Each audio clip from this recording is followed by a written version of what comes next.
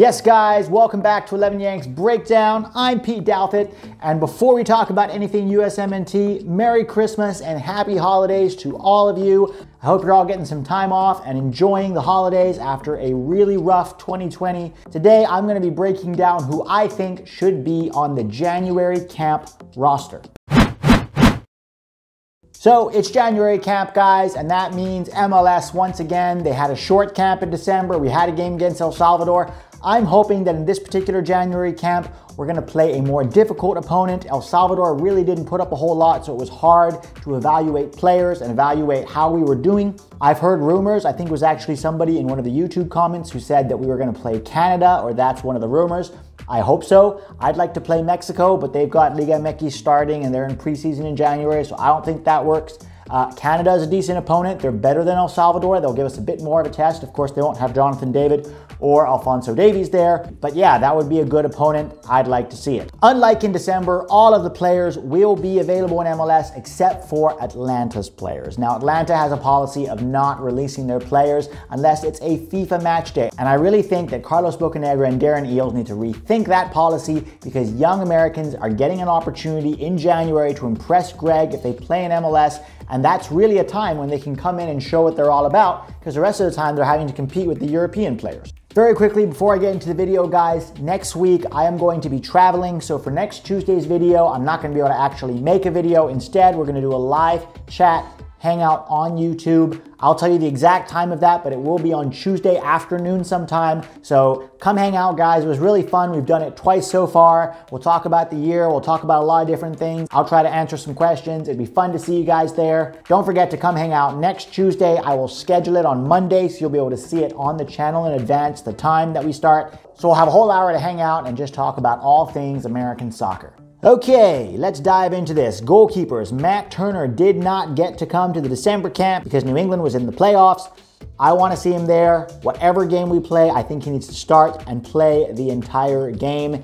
He's been one of the most consistent shot stoppers in MLS for the last season or two. I want to see him there. Sean Johnson's the other guy that makes the list. David Ochoa was called up in December, but then got an injury. I don't know if he's recovered from it, but if he does, I really hope he gets called in. He's probably going to be our under-23 keeper, so he needs to be in camp.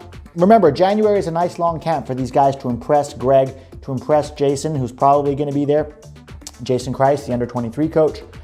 So call him in, and I wouldn't even mind letting him get a couple of minutes. But the main highlight of the Goalkeepers is getting Matt Turner in, seeing what he can do, giving him the start. Fullbacks time. Sam Vines and Julian Araujo started against El Salvador, and I think we need to see both of them again because we need to see them against tougher opponents. It was tough to evaluate them. Can we see them against Canada and see how they do? Especially Sam Vines. That left back spot is still wide open. Robinson is in the conversation. Some people want Dest in the conversation. Vines should take this opportunity to try to say, look, I have something to offer too.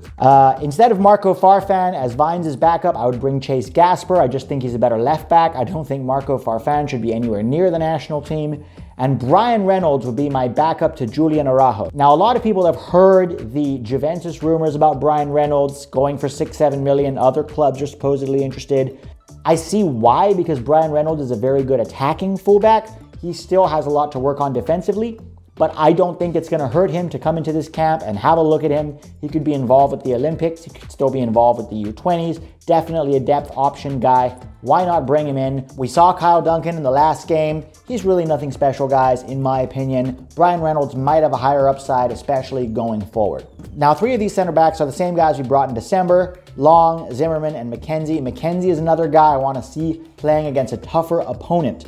He was mostly good against El Salvador, but again, we need to up the level and see how he can adapt. Particularly his passing range, guys, was excellent in that game. I put a whole video on Patreon about it, breaking it down, showing his passing. Aboubacar Keita is another guy I think should come in as the 4th center back instead of Mauricio Pineda. Keita has played about 900 minutes with the crew this season, and he will probably be involved with the under-23s because we don't have a lot of center backs in that age group. Chris Richards will very likely be with the first team. Mark McKenzie, it's sort of a wait-and-see situation, but Aboubacar Keita can play on the left. He's made progress with crew this season, and he's still just 20. I'd like to bring him in, get him into camp, give him a long time with the boys and with Gregg and see what he can do. Midfielders, and a lot of these midfielders are the same. Sebastian, Lletget, and Cole Bassett and Jackson Yueill are the same guys from December, except Cole Bassett didn't get a look. I really wish he had. I hope if you give him a full camp in January, he can impress Gregg with what he can do and hopefully start or at least get some minutes.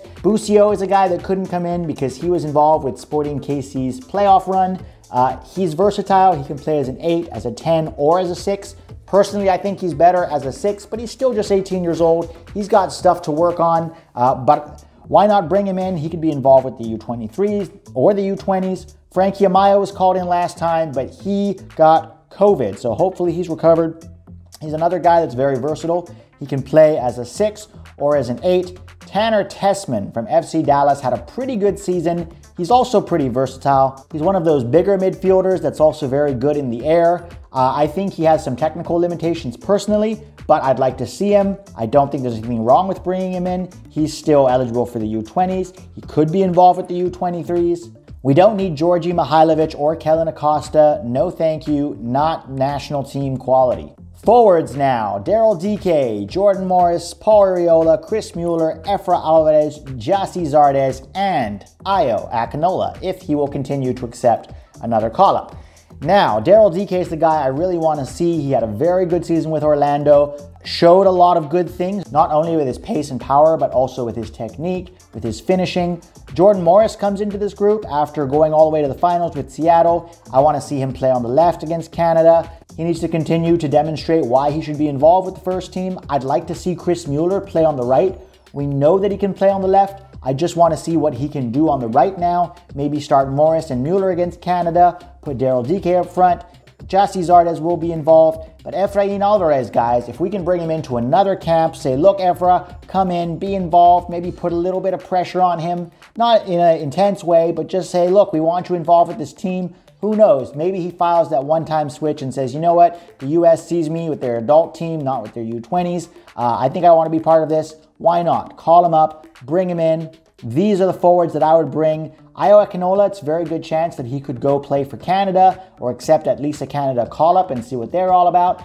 But if he's interested, bring him into this camp again. Personally, I don't think that Akinola has a very high ceiling, but I don't have a problem with him being involved with our U23s.